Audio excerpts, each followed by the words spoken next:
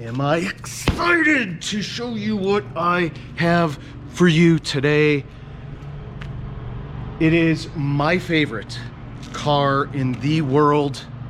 There is no other car like it. It is the best at everything it does, and I think it exemplifies who I am as a person all the way down to the core.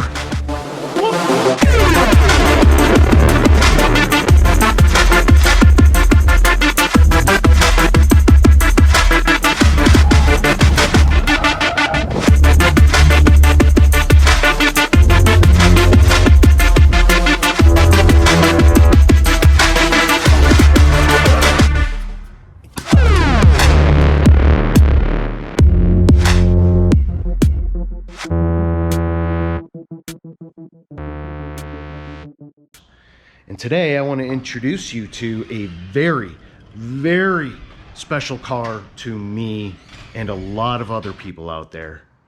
And that is my 2001 BMW E39 M5. It is the best of its breed. It was produced at the best time in automotive history, and it is my favorite car, hands down. And people ask me why, and we'll get into that in a later episode. This is my new project. This is a big project, and I am really excited. I can't quite honestly tell you that I had a more exciting time in my life. The whole week of my marriage, the birth of my children, and the whole week of my marriage, marrying my wife. Other than that, this is the best thing that ever happened to me. So today, let me show you what has been done to the car and what I am going to be doing to the car for this project. So as you can see, the car is up on blocks, and there's a reason for that. We'll get into that a little bit later, but let's start on the outside. The car is in Amola red, which is probably my favorite color for this car. The only other color that I even really considered for this car was Le Mans blue, and I'm glad that I considered those two colors because they are much more rare than any of the other colors that were made for this car. This car in particular is one of 112. Yes, that's right. One of 112 made in this color and this spec in the entire United States. And as of 2001, when they did some equipment alterations, there were no other major mechanical things done to this car. So in my opinion, you don't need a 2002 or a 2003 M5. You just need to get a 2001. And the only thing that they did in 2002 that I chose to just upgrade on my car was the automatic headlights. So I have automatic headlights in my car, which the 2001 didn't have. But other than that, they were such minor upgrades. Usually the last year the car is built is the one with the least amount of issues. But I think if you buy a 2001, you're good to go. There's M symbols on the steering wheel. There's one here on the gauges. There is another here on the gear shifter, which actually lights up and is awesome, as you can see. That is not in right now. I might want to redo the wheels again, but I had them done not long before this car went out of commission, and I hit something outside on just this one wheel. So darn it. But otherwise the wheels are perfect, and I do want to use this as a daily driver, so I'm not going to probably redo all 4 wheels when I'm going to be driving it every day. There are some cosmetic issues. There's some clear coat peeling there. The front bumper is quite seriously rock chipped. The front hood is rock chipped, so I'm probably going to have the front bumper and the hood repainted to match, and then probably just buff and polish the rest of the car. There are some other paint issues, but most of them are not even really that noticeable, especially because it's such a beautiful color, this Amolorot. These handles could probably be repainted. They look like they've taken a bit of a beating. The rear bumper needs some work. There's a crack, quite a large crack there from my backing in to a pole. But the front and rear bumpers are $800 to $900 if you get a BMW factory bumper, which I would probably want to do, and in that case that's expensive. So I could probably have this fixed and repainted for much less than that. Buff and repaint it, buff of the rear here and up there, and I think the paint will be in pretty good shape. There is a dent, which was from me working on a car over here, and the handle from one of my jacks, dunk, taking that quarter panel out. So I might have to replace that quarter panel too. I really don't want to paint more than I have to on this car, so I'm gonna try to have that dent removed, paintless dent repair. I don't know, these might need to be repainted.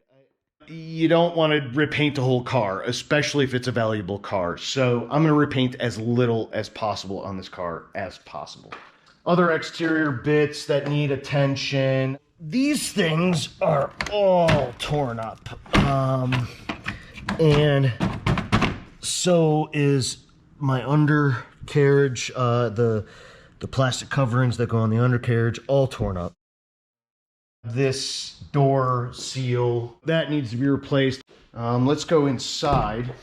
This is what is sometimes referred to as ostrich leather interior. This is the standard Napa black leather, and this is not real ostrich leather, but it's just embossed to look like a ostrich leather. But it's unique, and I love it, and it's also in really good condition. This is the sport package that I got with this. That comes with the aluminum trim, or Titan it may be called. The ostrich leather extends over to here in the door panels, and of course you have the M steering wheel with the beautiful M color cross stitching. There are quite a few things that tend to be problematic in this car. One of them is the pixels on the gauge cluster there, which tend to disintegrate. That was fixed just prior to my ownership.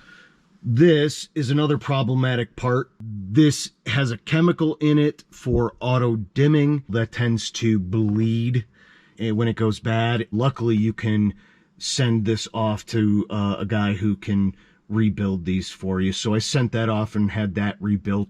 These dash buttons tend to go bad.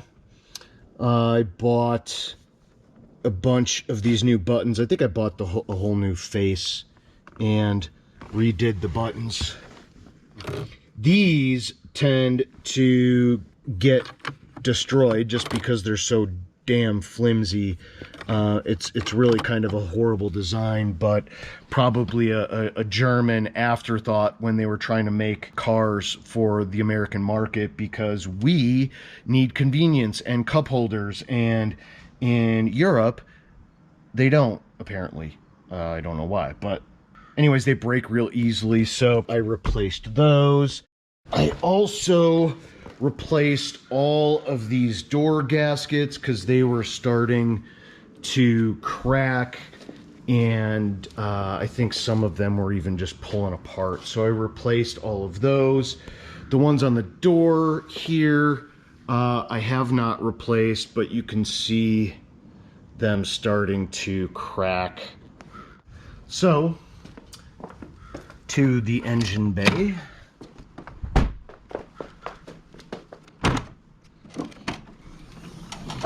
Ah!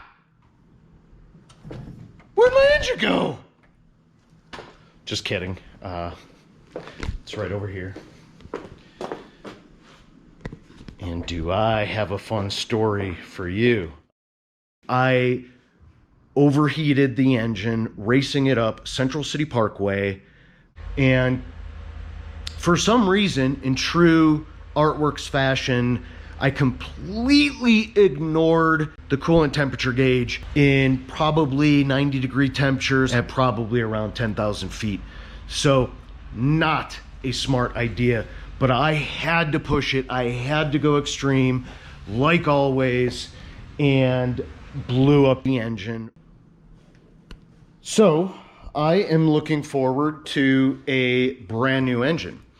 I will be personally delivering my engine along with 3 of my friends to VIR, or Virginia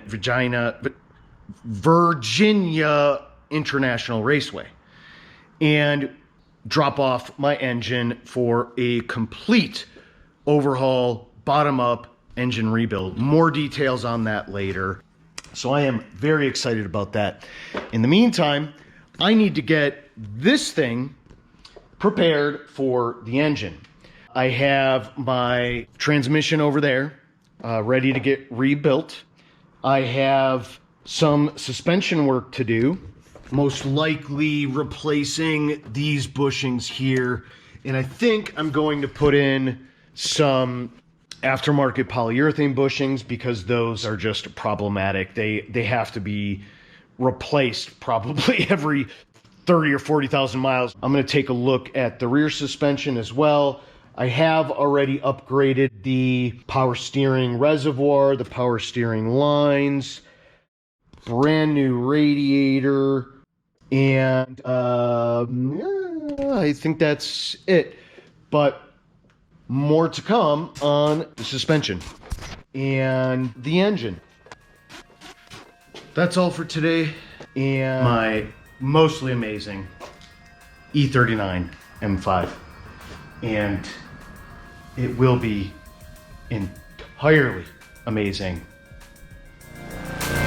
So watch.